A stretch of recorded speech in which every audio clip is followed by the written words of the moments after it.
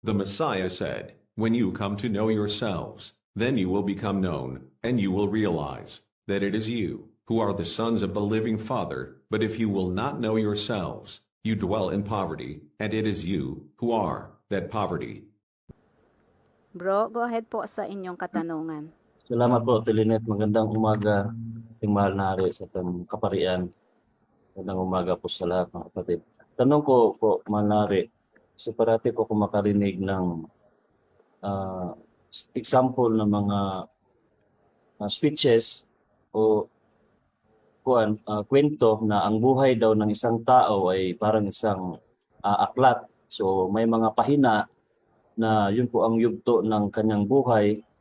Example po yung pangyayaring ngayong araw na ito, isa po itong kaparte ng isang pahina sa aking buhay at sa bawat isa po sa atin. Ito po ba ay makonsidered na iyon ang dimension? Kasi may mga sinasabi na other dimension na pwedeng balikan, pwedeng magpupuntahan sa hinaharap.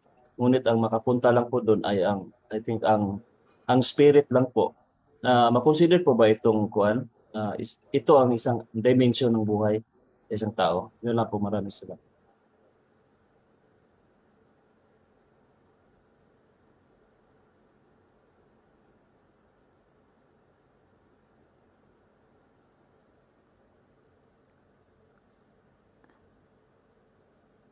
Mahal na hari. Oo, sorry. Oo, sumasagot ako, nakamute pala. So, yung parang aklat ng buhay, parang aklat yung buhay ng tao, may mga pages. So, yun ba ang other dimension? So, I could not say yes and I could not say no kasi hindi ko alam kung ano ang frame of reference mo sa salitang dimension. So, sa akin lang ganito. Ang buhay ng tao, in a sense, yes. Para siyang aklat na may mga pages at doon nakasulat yung magiging buhay niya o ano ang naging buhay niya. The history.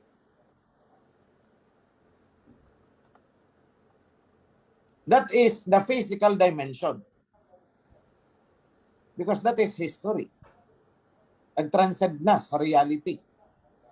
Pero kung ano ang susunod na mangyayari sa kanya, that is a spiritual dimension. Dahil hindi pa yan nag-transcend sa physical reality at hindi pa nagaganap. So that belongs to the spiritual dimension. Kung ano yung tapos na, yun ang nasa physical dimension. Ngayon, who can move from the spiritual to the physical dimension? Meron bang tao, meron bang entity na pwedeng balikan ang nakaraan at pwedeng puntahan ang darating? Yes. Meron. Kaya nga may mga prophecy tayo eh. Tingnan mo. Habang inobserbahan natin ang nangyayari, ang nababasa natin, merong messenger. Ang iba dyan, nauna nang nakarating sa future. Kaya sabi nila, ikaw ito, inahuli pa pala ako. Sabi ko, hindi ako yan, malabo mangyari yun. So, ibig sabihin, meron sa inyong nakarating sa future, kaya nasabi ninyo na ikaw ito eh. Why? Because you understood it ahead of time. Hindi pa nangyayari, pero nasabi nyo na ikaw ito eh. Na sinasabi dito. So, ibig sabihin, na-tap mo yung spiritual dimension ng iyong consciousness. Eh ako, hindi ko pa na-tap yun. Mas nauna ang iba dyan sa inyo eh. Kasi ako, naka-stick ako to the present physical reality. Sabi ko, hindi, vlogger lang ako eh. Paano ako maging yan? Vlogger lang ako. That is the physical reality. At the time, hindi activated gaano yung aking na when it comes to, sabihin natin, about myself. Iniiwasan ko yan. Kasi ayoko maging self-serving. Kaya nga, from the very start, Sinasabi na sa akin, ikaw ang mensahero. No, hindi ako yan. Tumigil kayo, kasalanan yan. Then later on, sabi nila, ikaw yung king. Sabi ko, nako, tumigil kayo. Si King Yahweh lang ang king. Hindi, may magiging king eh. Sabi ko, hindi. Pagbaba ni King Yahweh, siya yung king. Because I am answering mula sa point of view of my physical reality. Ayokong tingnan ayokong tingnan yung nasa spiritual realm tungkol sa usaping ito. Because it concerns. Tungkol sa akin eh. Ayoko. Baka magkasala ako eh. So, just let it be. Kung yan, edi yan. Kung hindi, edi hindi. Di naman ako naghahangad ng kung ano. Basta ako gusto ko lang maging vlogger. Mailabas ko itong na-reveal sa akin. Tapos, then I will walk away. Ayoko ng sakit ng ulo. That was the original plan sa akin as I look back at the history and then as I look at the present reality at then project ko yung future, ito ang mangyayari. Pero pagdating doon sa usapin na ako na ang in question, iniiwasan ko yun. Ayoko. Kasi for me, ito yung isang pagkakasala. That is self-glorification. Sabi ko, no. Huwag mo akong magkakasala ako dyan. And it took me months and months and months and months and months and months. Almost 1 year bago ko tinanggap yan eh. Because each time na i-approach ko ang usapin yan, my mind shuts down. Nagsa-shut down ang isip ko eh. Kasi ayokong arukin. Sabi ko, no. But then, nung tinanggap ko, sige, mensahero. But sa inyo, ang tingin niyo is mensahero, yung parang, wow, ito yung spiritual, ito yung banal-banalan, ito yung ganito-ganito. That is how you imagine. Pero ako naman, ang imagination ko, sige, tanggapin ko mensahero, not in that context na inaakala ninyo, but rather, mensahero, in a sense na taga-deliver lang ako ng sulat. Mensahero. O eto, ginawa ko yung sulat, YouTube, video, in the form of a video, at diniliver ko. Ayan, mensahero ako. Sige na, para matigil kayo. Yun lang akin.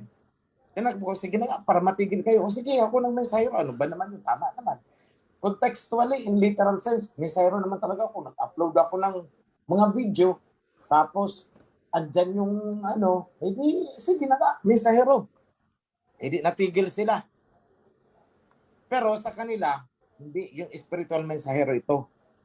Pero sa akin, hindi. Parang kartero lang ako. So magkaiba ang frame of mind. Then later on, they pushed me another several steps forward. Ikaw yung king. Sabi ko, tigil-tigilan ninyo ako. Paano ako magiging king?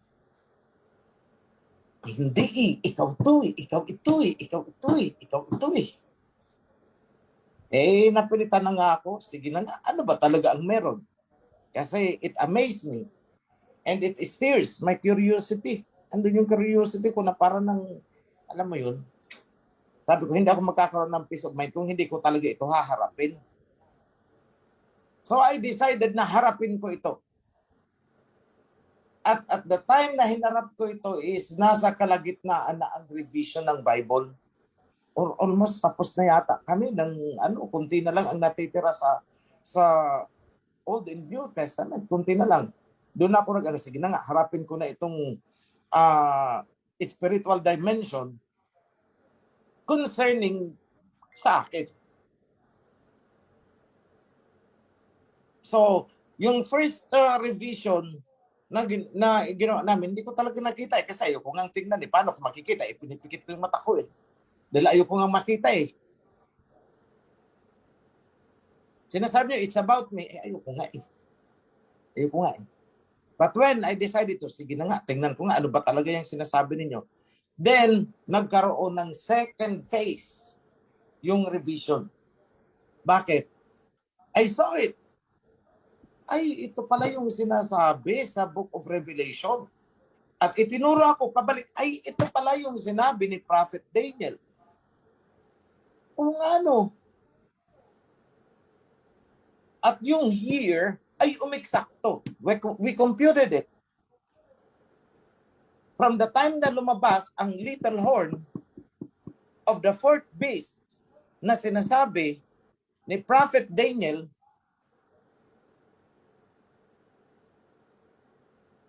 we counted 1,260 days in years. Lumagpak. 2016.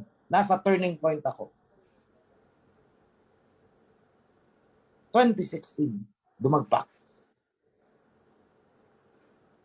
At doon na nagsimula mag-fulfill yung prophecy. Doon na nagsimula si Duterte na pinipi-ay niya na pati ang Pope. Lumayas ka, umuwi ka. Doon na isineset up ni PRRD. Yung situation, ginagawa niya ng environment para maglakas loob. Ako, although hindi niya alam, na ginagawa niya pala ay may epekto sa akin. He didn't know it. Hindi niya ako kilala. Hindi kami magkausap. Pero yung lahat ng ginawa niya is inihanda ako. Then, here I am. Nagsimula ako, umere. 2017, medyo, teka lang, andun ako dun sa self-contemplation, self-reflection. Ano na ang nangyayari? Alam mo yung parang nag-journey ka na, back and forth. You lost interest na sa worldly activities. Ni pagpunta noon sa shopping mall, ayoko nang lumabas ng bahay and everything. Nagkukulong lang ako. Then I finally decided, yun na yung June 8. Kaya natagalan pa ako, it took me mga 6 months or 7 months. Nag-aral pa muna ako, paano ba talaga gumawa ng video? Anong gagawin ko? Written or video? Sabi ko, mas marami ang makakasagap dito kung i-video ko. Pero kung nakasulat, bihira yung tao na magtsatsaga ng magbasa ng voluminous books na gagawin ko. Sabi ko, hindi. I'll go YouTube. So I went on YouTube. That was the June 8. So kung titingnan nyo, ang development, 2016, natapos ang 1,260 days na ibinigay doon sa Little Horn. Nasa downfall na ang Little Horn. Kaya nga, ano ang sabi ni President Duterte? PI ka, Pope, lumayas ka, umuwi ka doon. That was 2016, 2017. Basta magkakandidato siya noon, di ba?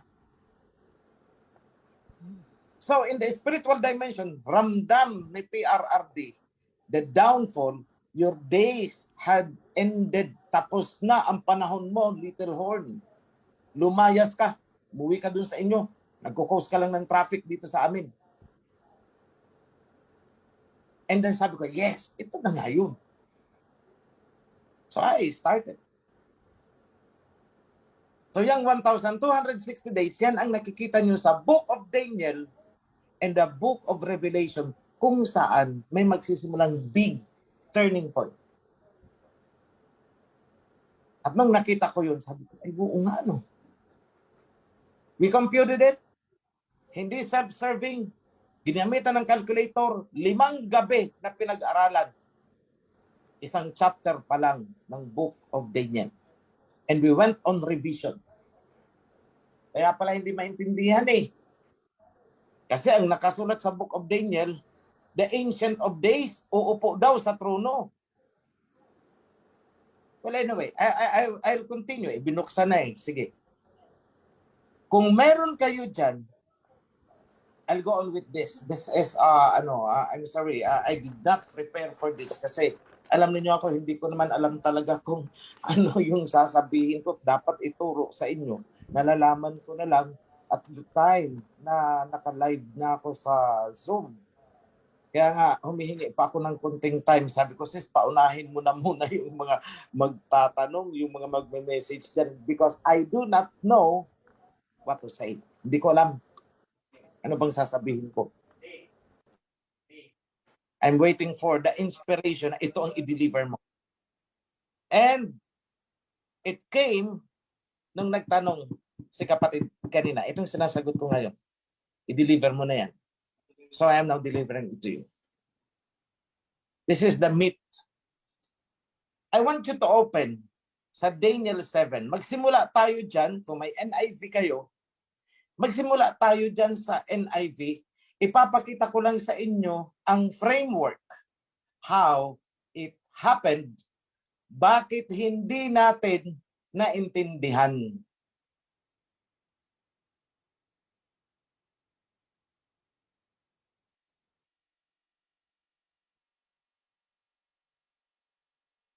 Daniel 7:7. Doon kayo magsimula.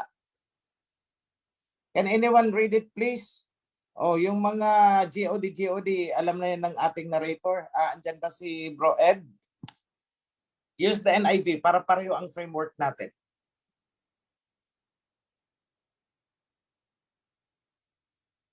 Sorry sa mga magtatanong ha.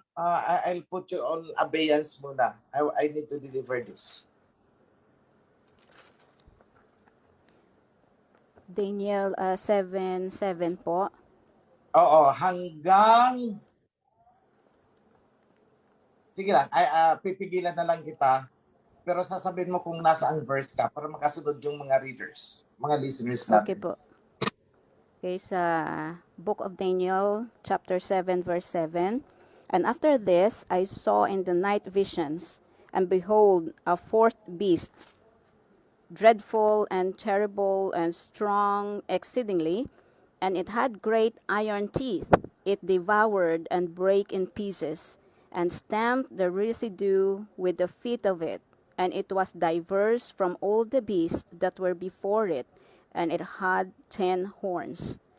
Verse 8, I considered the horns, and behold, there came up among them another little horn. Sis, wait lang. Meron bang may Tagalog sa inyo? Nasaan verse 7 sa Tagalog po.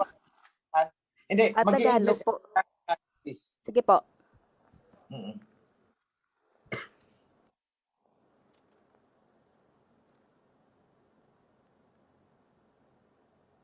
Pagka Tagalog. Sa Tagalog, pagkatapos nito'y may nakita ako sa pangitain sa gabi. At narito, ang ikaapat na hayop, kakilakilabot, at makapangyarihan at totoong malakas, at may malaking mga ngiping bakal, nananakmal at lumuluray, at niyuyurakan ang kanyang mga paa, ang nalabi, at kaiba sa lahat na hayop na una sa kanya, at siya'y may 10 sungay. Okay, verse 8 in English. Verse 8 in English, I considered the horns, and behold, there came up among them another little horn, before whom there were 3 of the first horns plucked up by the roots. And behold, in this horn were eyes like the eyes of men, and a mouth speaking great things. Okay, in Tagalog. Sa Tagalog, aking pinagdilidili ang mga sungay, at narito, sumibol sa gitna ng mga yaon ang ibang sungay. Isang munti na sa harap niyaoy 3 sa mga unang sungay ay nabunot sa mga ugat. At narito sa sungay na ito ay may mga mata na parang mga mata ng tao, at ang isang bibig na nagsasalita ng mga dakilang bagay. Okay. So, isi-simplify ko lang ang sinasabi kasi 4 na beast ito 4 na hayop na magkakasunod na ipinakita kay Daniel. Yung pang-4 na hayop may 10 sungay.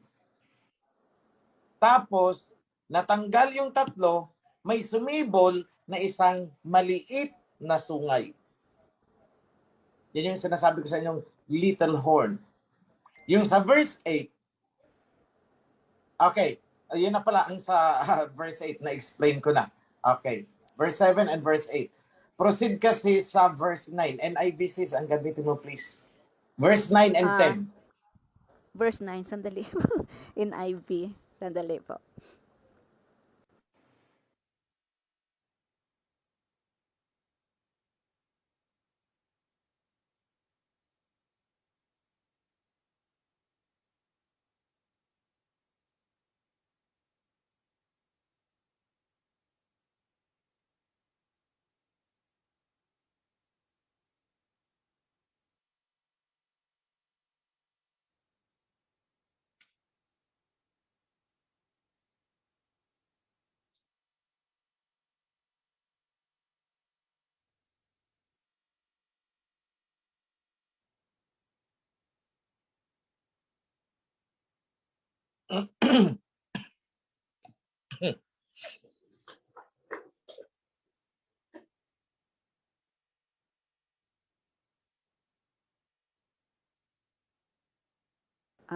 Sandali po, naghahanap.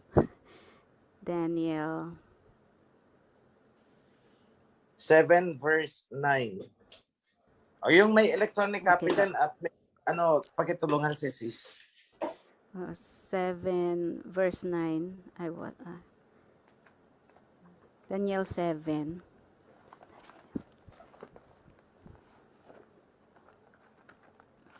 Seven verse 9. Sandali lang po. 7. Daniel 7 verse 9 NIV po. Sa English, I watched as thrones were put in place, and the Ancient One sat down to judge. His clothing was as white as snow, his hair like whitest wool. He sat on a fiery throne with wheels of blazing fire. Yan po ang verse 9 po. So, continue sis. Saka natin basahin sa Tagalog. Okay po. Continue.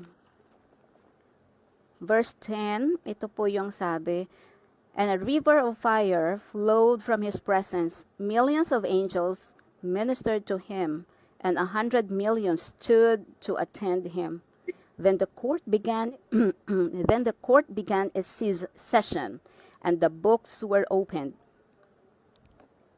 Verse 11, I continued to watch because I could hear the little horn's boastful speech. I kept watching until the fourth beast was killed, and its body was destroyed by fire. Verse 12, As for the other three beasts, their authority was taken from them, but they were allowed to live for a while longer. Verse 13, As my vision continued that night, I saw someone who looked like a man, coming with the clouds of heaven. He approached the Ancient One and was led into his presence. He was given authority, honor, and royal power over all the nations of the world, so that people of every race and every nation and language would obey him. His rule is eternal. It will never end. His kingdom will never be destroyed. 14 po. Sige.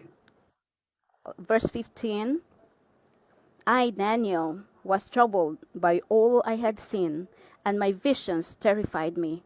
So I approached the one of those standing beside the throne and asked him what it means. He explained it to me like this. These four huge beasts represent 4 kingdoms that will arise from the earth. But in the end, the holy people of the Most High will be given the kingdom, and they will rule forever and ever. Verse 19, Then I wanted to know the true meaning of the fourth beast, the one so different from the others and so terrifying. It devoured and crushed its victims with iron teeth and bronze claws, and it trampled what was left beneath its feet. Verse 20, I also asked about the 10 horns on the fourth beast's head, and the little horn that came afterward, and destroyed 3 of the other horns. This was the horn that seemed greater than the others, and had human eyes and a mouth that was boasting arrogantly. Verse 21, As I watched, this horn was waging war against the holy people and was defeating them. 22, Until the Ancient One came and judged in favor of the holy people of the Most High. Then the time arrived for the holy people to take over the kingdom. 23, Then he said to me, This fourth beast is the fourth world power that will rule the earth. It will be different from all the others. It will devour the whole world, trampling everything in its path. 24, Its 10 horns are 10 kings that will rule that empire. Then another king will arise, different from the other 10, who will subdue 3 of them. 25, He will defy the Most High and wear down the holy people of the Most High. He will try to change their sacred festivals and laws, and they will be placed under his control for a time, times and a half a time. Verse 26, but then the court will pass judgment, and all his power will be taken away and completely destroyed.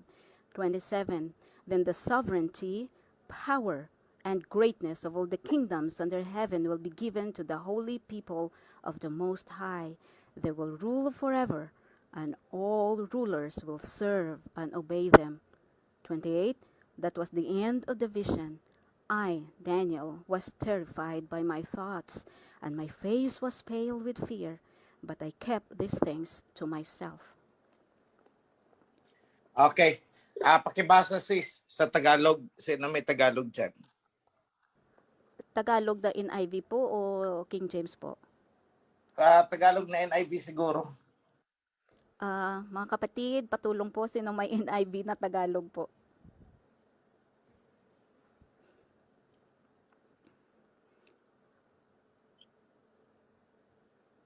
Okay.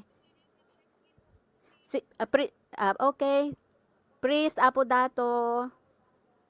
Sis, sorry, Salamat ang po. English sana i-share screen ko. Wala po akong Tagalog, sis.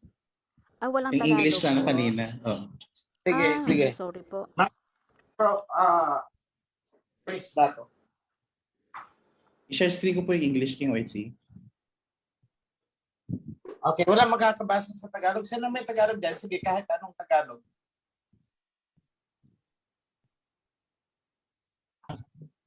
Ito po, Mahal at Daniel chapter Priscilla, 7, go ahead. anong verses? Ano po yung verse na 15 po ba yun? Chapter 7, simula. From 7 po.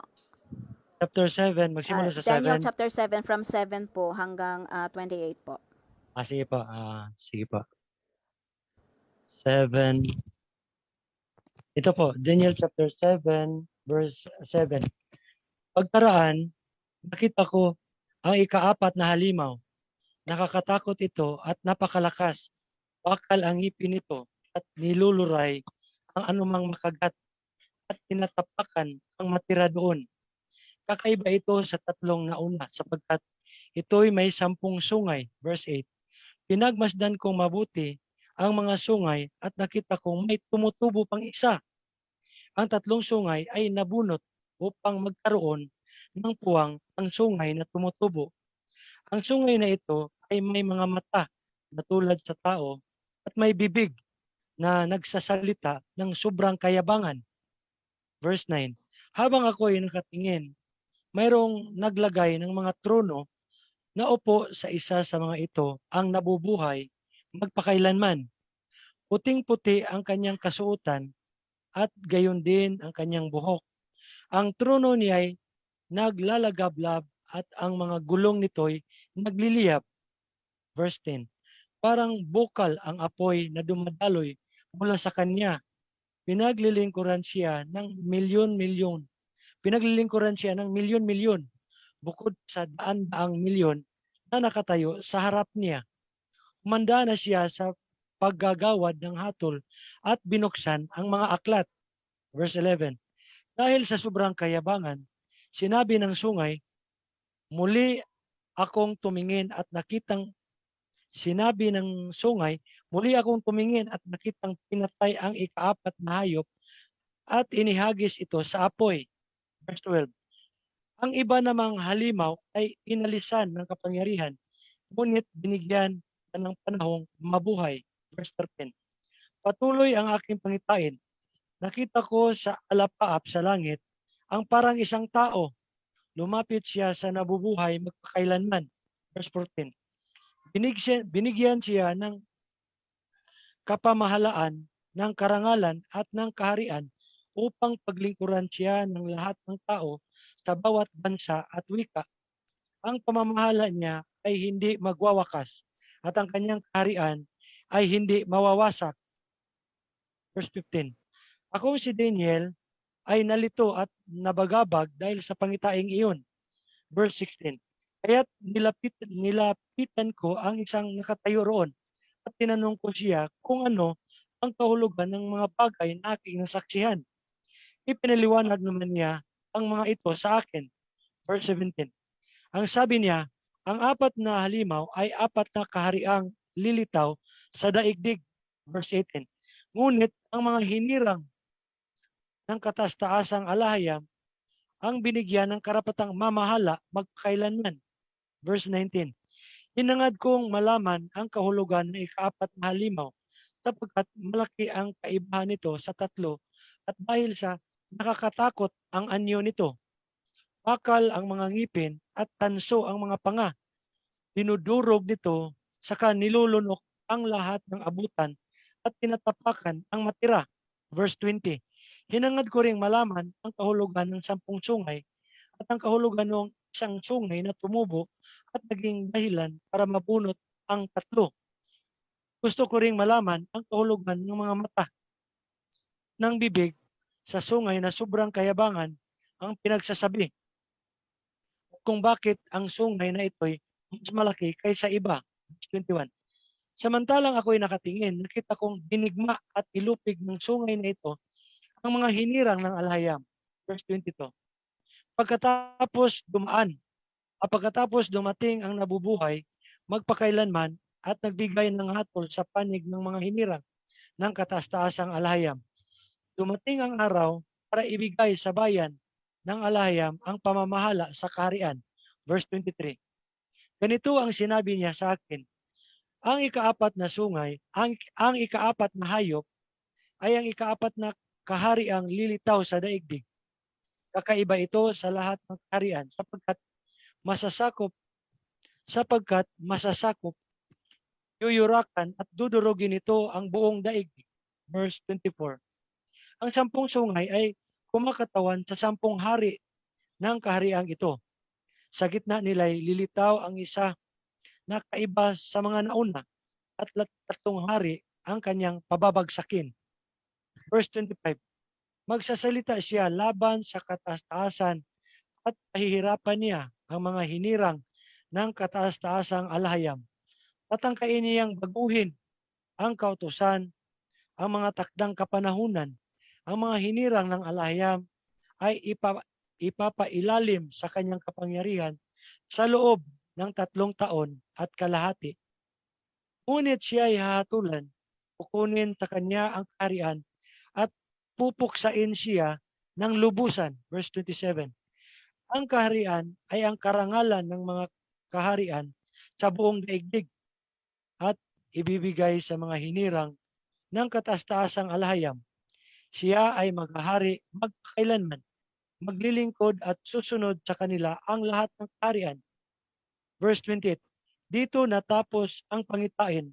Akong si Daniel ay lubhang nabahala at namutla sa takot. Sinarili ko na lamang ang mga bagay na ito. Yan po, mahal hari. Salamat po. Okay. Thank you.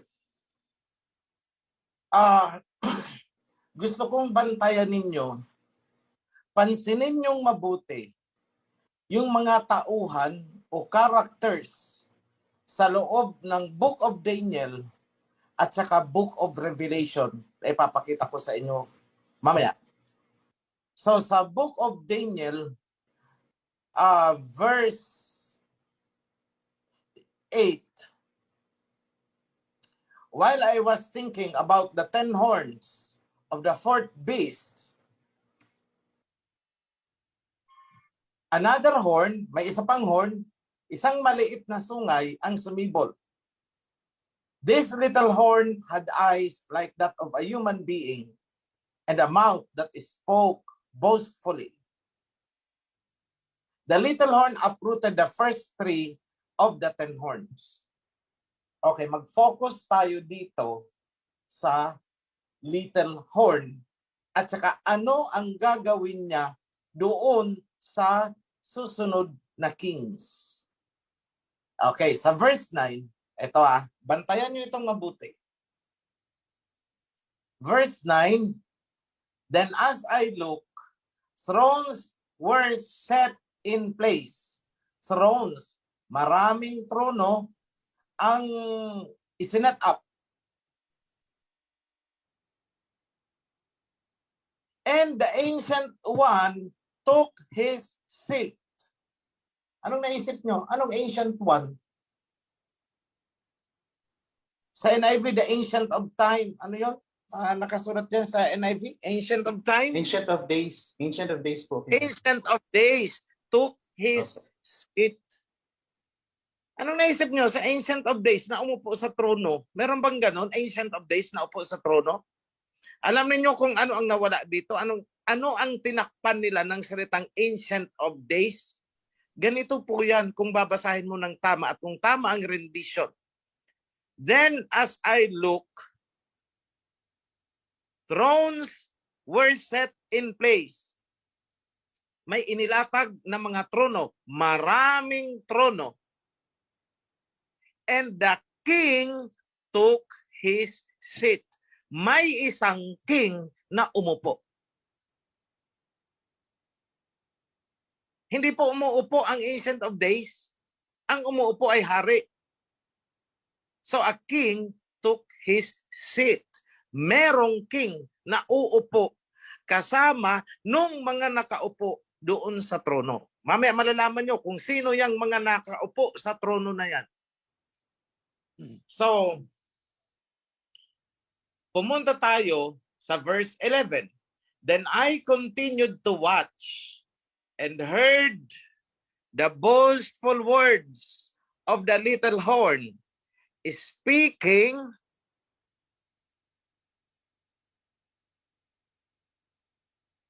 I kept looking until the beast was slain.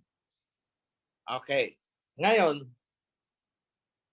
sa ating rendition, then I continued to watch and heard the boastful words of the little horn speaking against the king seated on the throne. Bakit ginawa namin ganyan? Because yan po ang nakasulat sa Book of Revelation. Makikita nyo mamaya. So the Book of Revelation ni John, kinorek niya itong kakulangan dito. Nagsasalita ang little horn laban doon sa king na nakaupo sa trono. Okay, ngayon, mag-iisip kayo. Ito ang gusto kong i-correct sa mga pag-iisip nyo dahil alam ko marami sa inyo ang galing sa mga doktrina. Kung inaakala ninyo na ang nakaupo sa trono kasama nung mga marami pang trono doon ay si King Yahawashai, nagkakamali po kayo. Bakit? Kung nasabi na hindi yun si King Yahawashai. Eto ha. So tandaan ninyo, ipicture ninyo sa isip ninyo, may trono, mga trono na na-set up. At may isa doon na naupo sa trono kasama ng mga marami pang trono doon. Okay? May king na umupo sa trono. So, verse 13. Eto na. Kaya masasabi ninyo na ang nakaupo pala doon ay hindi si King Yahawashai. Verse 13. Then I looked and saw the son of Alahayam. Anong pagkakasulat niyan dyan sa ano? Sa NIV. In my vision at night, I looked and there before me was one like a son of man coming with the clouds of heaven. Yan si King Yahawashai. So nilinaw natin yan sa ating rendition, sa ating version. Ganitong nasusulat. Then I looked and saw the son of Yahweh Alahayam coming down through the clouds of heaven, appeared and approached the king who was seated on his throne. Di ba yun ang sinasabi sa 13? O, tingnan nyo. In my vision at night, there before me was like a son of man. Ginawa talaga nilang son of man, si King Yahawashai. Coming with the clouds of heaven, o bumababa. He approached the Ancient of Days and was led into his presence. O, si King Yahawashai, nilapitan niya, pinuntahan niya yung king na tinawag nilang Ancient of Days, tinakpan nila, nilapitan ni King Yahawashai pinuntahan ni King Yahawashai. Napakalinaw na yung nakaupo pala sa trono ay hindi si King Yahawashai. May king na nakaupo sa trono. Bumaba si King Yahawashai at pinuntahan niya yung king. Nilapitan niya. Pinuntahan niya. So malinaw po ang Book of Daniel. May mga trono at doon sa trono na yon, sa gitna ng mga trono na yon, naupo ang king na tinakpan nila para hindi masabing king, hindi akalain ng mga tao na king, tinakpan nila ng Ancient of Days. Ganyan kayo, iniligaw. So inaakala ninyo ngayon na ang nakaupo doon sa trono ay si King Yahawashai kasi Ancient of Days. Pero paano nyo ipapaliwanag itong verse 13 na bumaba si King Yahawashai at pumunta doon sa nakaupo sa trono? Yan po ang nawawalang karakter na tinakpan nila sa Book of Revelation.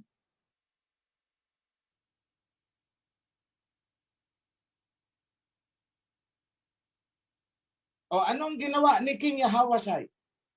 Bumaba siya mula sa langit, through the clouds, pinuntahan niya yung king. At anong ginawa niya?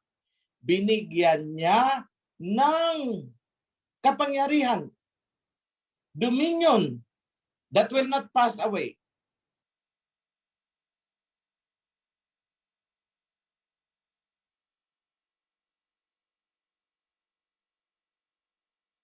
Okay, ngayon, dadalhin ko kayo doon sa meaning ng fourth beast. Kasi ito, overview, yung binigay sa mga naunang verses. Ang punto lang doon, ipinakita sa inyo na merong somebody, isang king, na dadatnan si King Yahawashai pagbaba niya. Okay, punta tayo dito sa verse 23. He gave me this explanation. The fourth beast is a fourth kingdom. Okay, it's not about that. Dito sa 24. The 10 horns are 10 kings who will come from this fourth kingdom. After them, another king, isa pang hari, little horn, will arise. Anong gagawin ng little horn na ito? He will speak boastfully against the Most High and oppress the remaining Israelites. Yan na naman ang tinakpan nila. I-oppress yung mga natitirang Israelites. He will change the set times and demolish the covenant laws. Yan po ang laman ng verse 25 natin. The little horn will speak boastfully against the Most High and oppress the remaining Israelites. He will change the set times and demolish the covenant laws. The Israelites will be delivered. So matatalo niya. Makukontrol niya ang mga Israelites. The Israelites will be delivered into his hands for a time, times, and a half time. Ang ibig pong sabihin niyan is 1,260 days. Paano natin nakuha ang 1,260 days? Yan po ay mula sa Book of Revelation. Doon ibinigay ang 1,260 days na panahon dito sa little horn. Ipapakita ko sa inyo mamaya. But after the 1,260 days, that is 260 years, verse 26, ang binabasa ko, a king will be enthroned to condemn and crush the fourth kingdom until it is completely destroyed forever. Tingnan natin, ano ang nasa NIV ng verse 26. But the court will sit and his power will be taken away and completely be destroyed forever. Then the sovereignty, power, and greatness of all the kingdoms under the earth will be handed over to the holy people of the Most High. His kingdom will be an everlasting kingdom. Okay. So makikita ninyo kung paano iniligaw at tinabunan si Ancient One. That is the king na isisilang at uupo sa trono kasama yung other thrones. At doon bababa si King Yahawashi, kakausapin niya, haharap siya doon sa king na tinawag na tinabunan nila na Ancient Ones. Paano natin nasabi? Tandaan nyo, ang 1,260 days.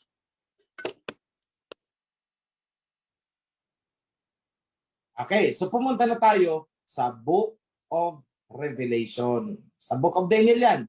Punta tayo sa Book of Revelation. The woman and the dragon. A great sign appeared in heaven, a woman clothed with the sun, with the moon under her feet, and a crown of 12 stars on her head. O si Mama Mary daw yan, sabi nila. Yung woman ay buntis. She was pregnant and cried in pain as she was about to give birth. Oh, may isisilang ang woman. Then another sign appeared. Anong lumabas? Red dragon na merong 7 ulo at 10 sungay.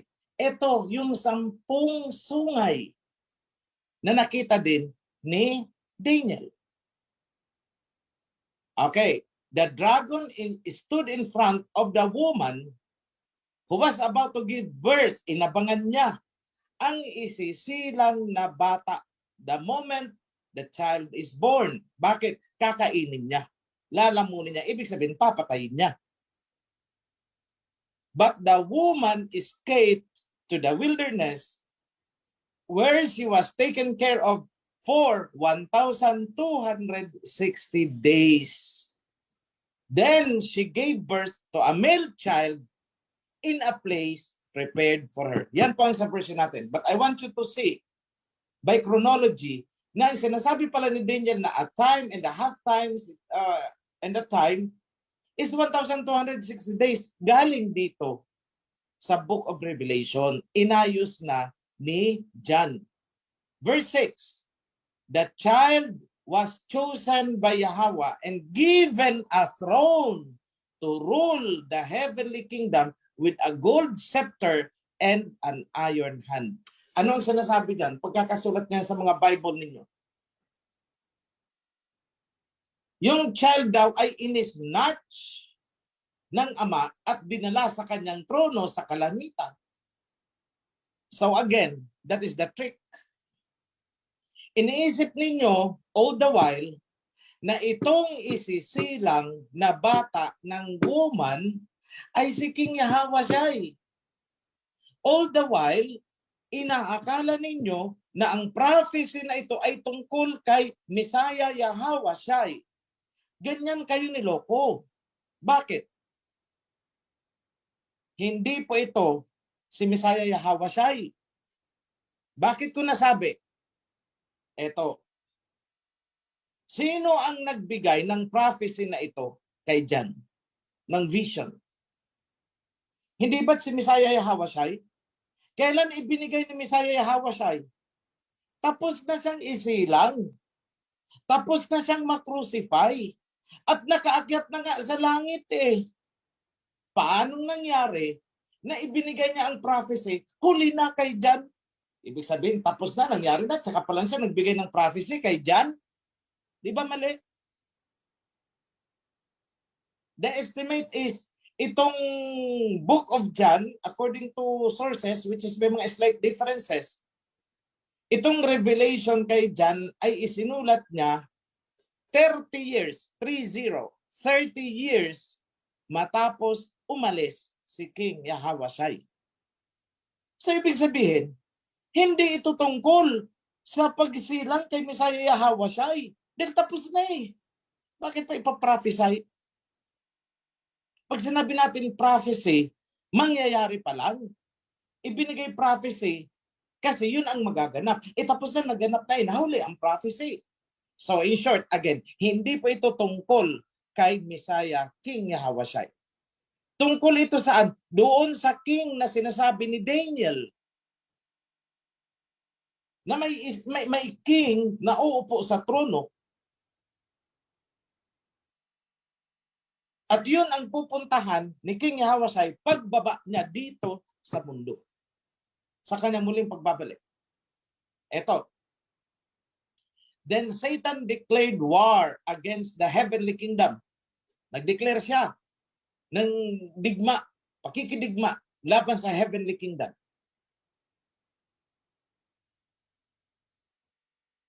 Then, the king of Meshech, ito, later ko nalilinawin ko sa inyong king of Meshech ha, kasi ang nakasulat to is Michael Arcangel. The king of Meshech and his armies fought against the dragon. Remember, sinong dragon? Na may 7 heads. Eh, dapat napanood ninyo yung Gog and Magog at saka yung yung Rizal series yan. 7 bansa yan na bumuo sa dragon. May 7 ulo. At natalo ni King of Meshech itong 7 bansa sa Europe. The dragon and his armies were not strong enough and they lost their fight against the heavenly kingdom. Kasi at the end, magbo-boil down itong laban ng mga dragon na to sa atin. Bakit? Pag lumabas itong Torah at nabalatan na talaga sila, tayo na ang kalaban. The great dragon was crushed, that ancient serpent called the devil or Satan. Okay. Ngayon, balikan natin yung trono. Matatagpuan ninyo yan sa Revelation chapter 14, verse 14. Ito yung pinakita ahead kay Daniel. Diba? Sabi ni Daniel, may mga trono siyang nakita. At naupo doon ang isang king na tinakpang Ancient of Days daw. O, nandito, Revelation 14, chapter 14, verse 14. Ito naman ang nakita ni John. I looked, and there in front of me was a white throne. And seated on the throne with the son of Yahweh was a king wearing a crown of gold and holding a sharp sickle. So ano pala ang nangyari?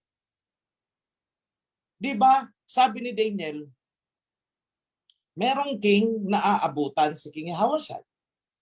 Pagbaba ni King Yahushua, from the clouds, dumiretso siya doon sa king. Eh syempre, nakatayo lang siya. Hindi i-entertain ng king. Maupo ka beside me. Binigyan ng trono si King Yahushua. That is why yun ang nakita ni Prophet John.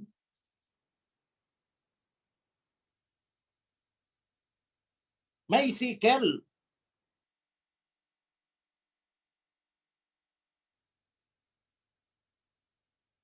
Okay. Ngayon, sa chapter 19, Revelation pa rin, verse 11, makikita nyo dito.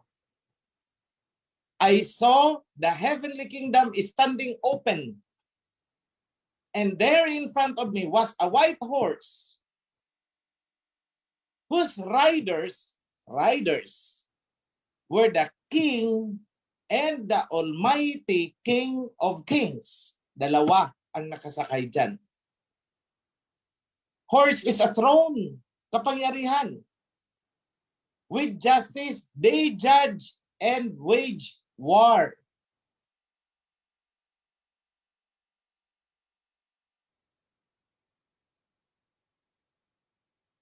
Ngayon, bakit ganyan ang kinalabasan? Bakit? Sasabihin ng iba, binago nyo ang Book of Revelation. Hindi po. Itinama natin ang sequence ng Book of Revelation ayon doon sa framework na ibinigay ni Daniel.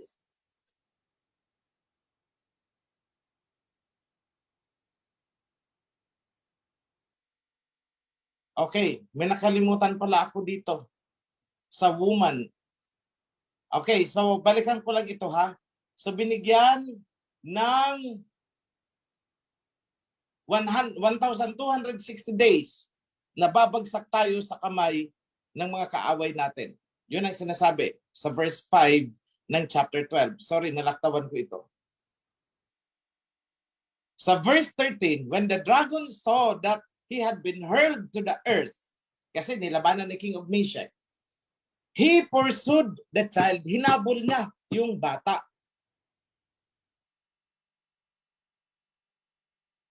But the child was given 2 wings of a great eagle. Binigyan ng pakpak ng eagle. Kaya ang logo natin ay eagle. Ito, hindi ko pa ito alam eh. Pero tingnan mga logo natin, yun ang mga ginagamit natin eh. Then from his mouth of the dragon, he spewed water like a river to overpower the child and sweep him away. But the earth opened its mouth, tinulungan yung bata. So bakit binigyan ng 2 wings of an eagle? Para makatakas sa dragon, hindi abutan ng dragon. Is that happening? Yes, that is happening. So kung titingnan mo, yung revelation na ito, yung woman inabangan ng dragon na manganak. Ibig sabihin, ang sadya ng dragon ay hindi yung woman, kundi yung ipapanganak. Ngayon, ipinanganak yung bata. And that was the king. Ibig sabihin, the Israelites will have a king in the last days. Magkakaroon ng king in the last days. Dahil ang sabi ni Daniel, kailangan may king. Bakit? Kasi bababa si King Yahushua, pupunta sa king na yon. Sino yung king na yon? Ito yung sinasabi ni John na ipapanganak ng woman.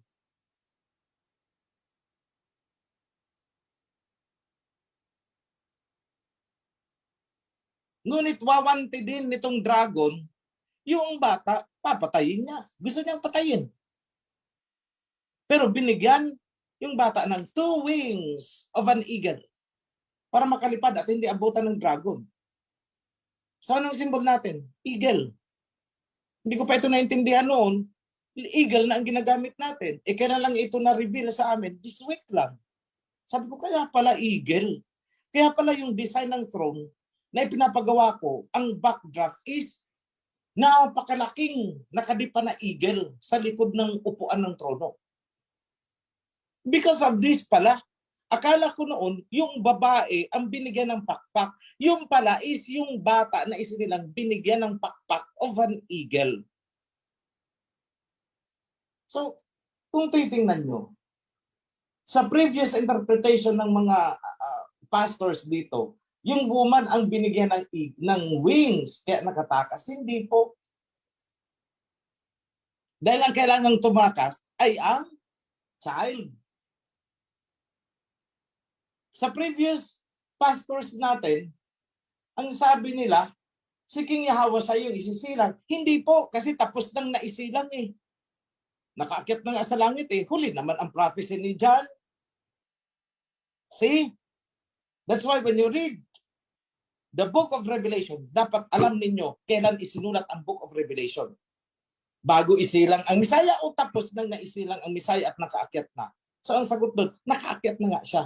So this is not about him anymore. Tungkol na ito sa isisilang na king.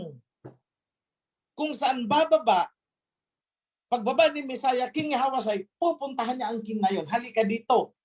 Bibigyan kita ng kapangyarihan na ganito. You will rule the earth.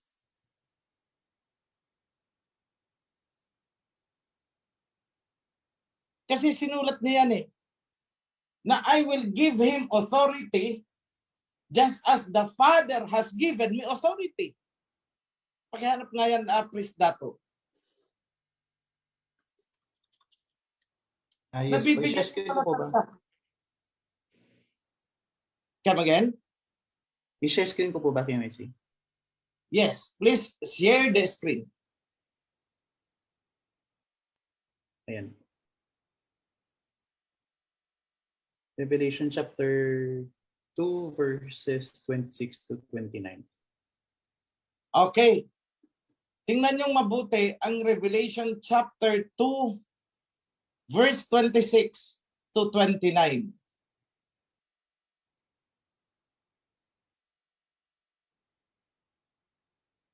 To the one who is victorious and does my will to the end, hanggang sa katapusan, I will give authority over the nations. Bibigyan ko siya ng kapangyarihan sa mga bansa. He will rule over them with gold scepter and iron hand. Hindi yan nawawala. Sabi nila, iron scepter daw. Ay, ayoko niyan. Baka matetano ako niyan. So ang totoo dyan is gold scepter, iron hand. Just as I have received my authority from the Father, kaya bibigyan niya rin yung king na yun ng authority. And I will make him a morning star. See? O sino ito? Balikan niyo ulit ang Malakay chapter 3. I will send my messenger. Abangan ninyo, hintayin ninyo. Hanggang sa John 15, I will send my messenger. Tinakpan, ginawang espiritu di bulto. I will send my messenger. And Yahweh will enter his temple. Kaya nagpapagawa tayo ng temple. Without the temple, without a king, hindi bababa si King Yahweh. Yan ang malinaw ngayon. Kung walang temple, walang king, hindi po bababa si Messiah Yahweh. Never. Bakit? Anong nasusulat ni Daniel? May nakaset up na mga throne at nakaupo doon ang king at yun ang pupuntahan ni King Yahweh. Malinaw yan sa Book of Daniel. Nilaro tayo, naloko tayo ng napakatagal na panahon.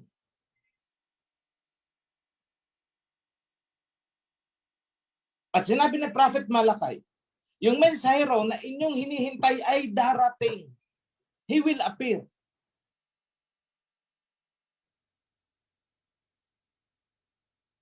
At si King Yahweh, kasama ang mensahero ay pupunta sa templo.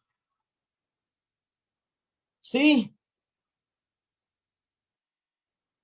Ang mensahero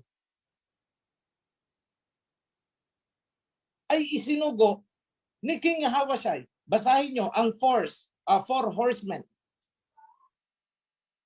A white horse. Yung rider, binigyan ng crown. Ginawang king.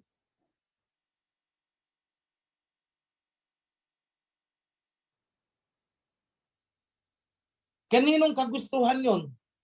Kay King Yahweh. Bakit? Siya ang nagbukas ng seal. Siya ang nagbukas ng selyo, yung 7 seals nun. Siya lang ang nakapagbukas. Walang ibang nakapagbukas kundi si Messiah Yahweh lang, the Lamb. At nung nabuksan na yon, lumabas ang 4 horsemen. Ang nauuna, nakasakay sa puting kabayo. Binigyan ng korona. Ginawang king. Bakit ginawa niyang king? Dahil sa pagbaba niya, ayon kay Daniel, pupunta siya doon sa king na yon. And itong king na ginawa will be part of the judgment. The wine press. Kala ko noon si King Yahweh kaya pala nagingit-ngit ako lagi. Sabi na, lagi na lang galit. Lagi na lang galit. Okay, nagingit-ngit ako pagka, binabangga na ang covenant Para akong sinisilaban ka agad niyan Why? Because that is what has been written. Kaya nga may mga trono pala at sila pala magsasagawa ng judgment. Nakapanood na ba kayo kung paano nagkakaroon ng paglilitis sa tribunal natin? How many judges? Dami. Doon ka haharap. Sa Zoom, hindi ka kikilabutan. Subukan mo kung nakaset up na ito, naka-layer by layer ang mga judges, at doon ka sa gitna lilitisin. That is what is written in Revelation. Doon ka haharap sa court.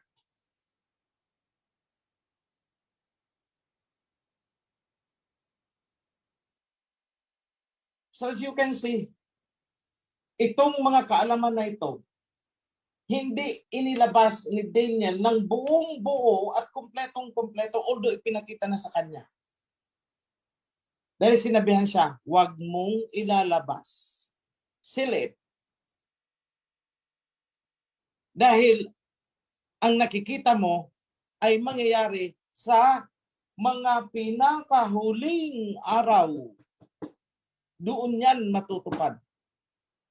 At ipinakita kay John, anong sabi kay John? Huwag mo nang isasara dahil dumating na at nalalapit na ang katapusan. That is why lahat ng mga kaalaman ngayon na-discover na natin. It has been discovered. Halos hindi matulog ang mga revisionist. I for myself, nung nag-adjourn kami kanina around 2 o'clock, 2:35, di pa ako natulog. I slept siguro ko mga around 4, almost magliliwanag na. Then I have to wake up around 9:30 to make it on the Sabbath. So, kung inaakala ng iba, nagpapasarap ang king, nagpapalaki ng tiyan, siguro ko, yung paglaki ng tiyan, hindi talaga mapigilan because as you work overnight, you need food to sustain your energy.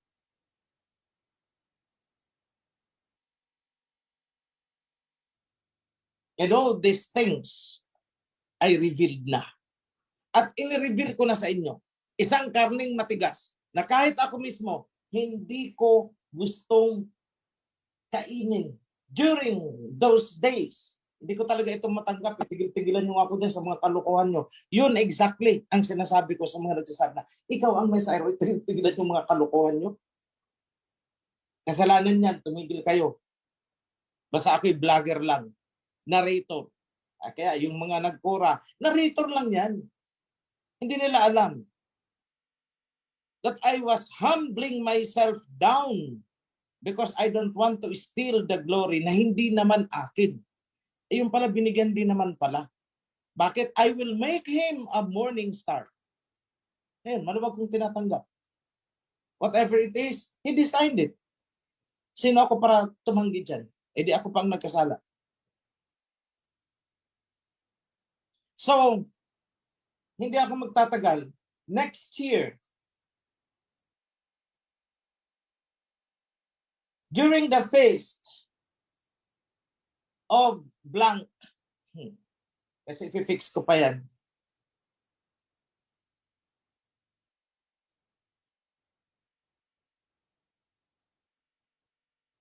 Hopefully kasi kayanin.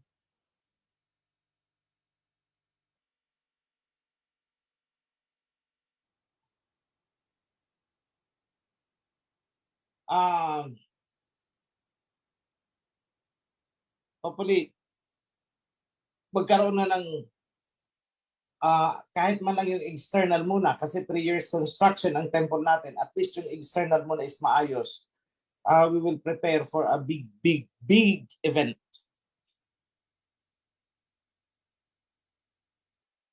Tsaka nyo na malalaman. It could be on the Feast of Weeks.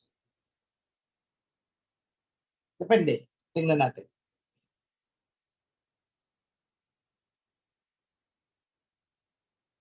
It could be on the 7th new moon. We will see. But we will announce kasi maraming gustong umuwi. So we are now on the process of setting up the thrones.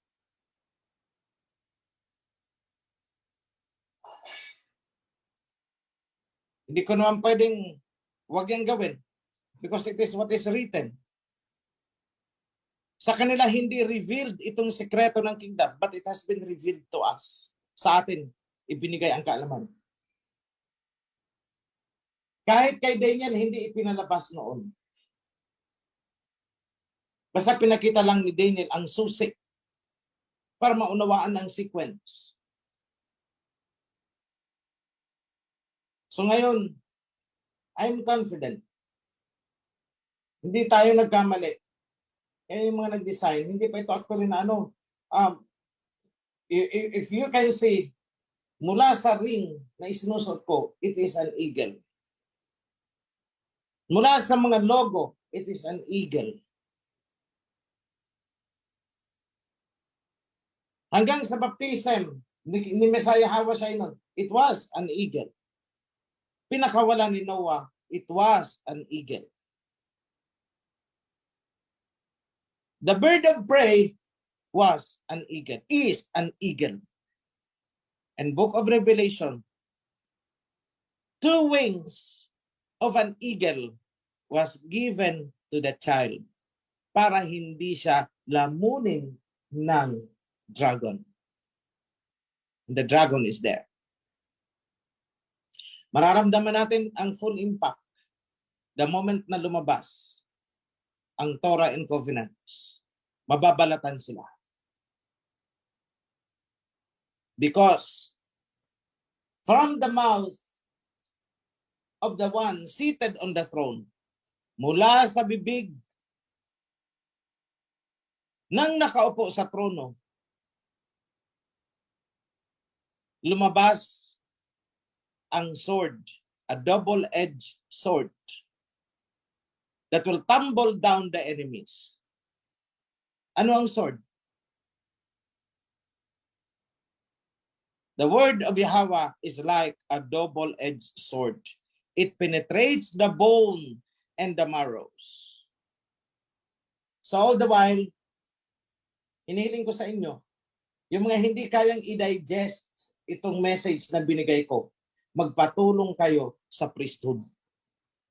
Hindi yung basta kayo, ay nako, ganito, nagkura na. Dahil hindi nyo naintindihan. Kapag kayo ay nagkura, hindi namin kayo hahabulin. Then nasusulat din naman na huwag pang hinayangan itong mga kasama na umalis sapagkat hindi talaga sila kasama sa inyo. They don't really belong to you. Sa mga naghahamon, naku, aalis, umalis ka. Huwag kang magpapigil dahil hindi ka namin pipigilan. Anyone.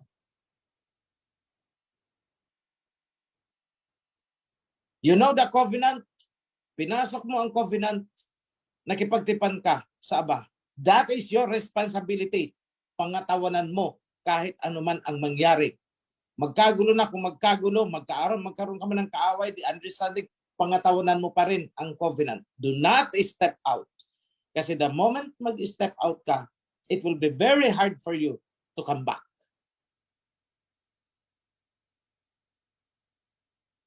May authority? Yung sinabi ko, yes. Tanungin nyo, si Kefa. By the way, Kefa is Simon Peter. Yan ang totoo niyang pangalan, Kefa. Tanungin nyo, anong sinabi niya? Kung sino man ang inyong paalisin dito sa lupa, paalisin sa langit. Sino ang tanggapin ninyo? Tatanggapin sa langit. Anong langit na sinasabi? Kingdom. Yan lang po mga kapatid. Pag-aralan nyo ulit yung mga verses na binigay ko. Paalala ko lang sa inyo, titigan nyo mabuti ang mga characters para hindi na kayo maloko at para maalis ang inyong mga agam-agam. Very soon, lalabas itong ating Torah and Covenant. Tapos na po kami. Tapos na ang second reading ng New Testament. And kagabi natapos namin ang Genesis. Tonight, moving on to Exodus na po kami. Then tomorrow, maybe kung kayanin ng strength, sana matapos namin ang Exodus tonight and tomorrow is masimula na ang Leviticus. Then after the second reading, there will be another reading, another review. That will be the third and final review. Then papasok na siya sa layout, graphic layout. Then from the graphic layouting, dadalhin na yan sa printing press at aandar na ang paglilimbag niyan. That will be our missile. Yan ang missile natin. Not the military missile, but a spiritual missile, the Torah and Covenant. Kung paano ibinagsak ni Jose Rizal ang no limit tangere sa ulo ng dragonon, that is how and that is what we will do with the Torah and Covenant. Ihahampas natin sa kanilang mga ulo. Because that is the will of Abba Yahweh. Mga kapatid, let me bless every one of you. Pagpalain kayo sa ngalan ng ating Ama, Abba Yahweh, and King Yahweh. Lahat kayo, hindi ko na iisa-isahin. Lahat kayo pagpalain. Yada, happy Sabbath. Shalom.